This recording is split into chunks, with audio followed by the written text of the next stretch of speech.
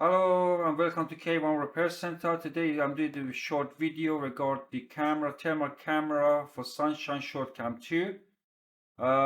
If you need the software for it, I'm going to make a link in the description below that you can download it free of charge. No subscription, it's free. You can download it if you're looking for software, because we have look for software a few hours and we could not find it in the supplier who I got the camera from. It's got the wrong information in there, and it's not provided with any software up-to-date one. They should update the website. However, I'm not going to tell who I got it from. I got the camera brand new today. It's very frustrating because I have paid £340 and they are sent it very fast, very quickly. I need to say that one. But after you can see, I don't know if you're able to see it. It's clear it's used camera. You got a lot of scratch on the display, and it's not display, it's at the front there. There's a deep scratch on the power button. I'm not sure if you are able to see it.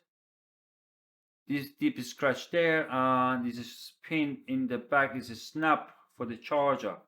So it is the type C connection, and it's not a standalone. It means you need to have a laptop or PC to run that to operate in this camera.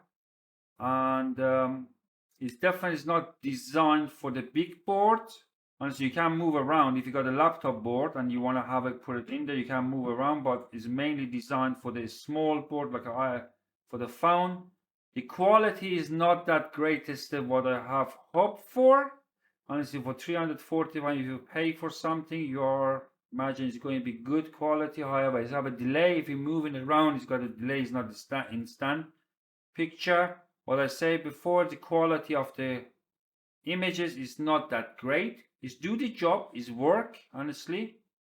If you want to something to find the problem with this camera, is do the job. But again, I have done a mistake. I should have paid more and get a better quality. What is that one for?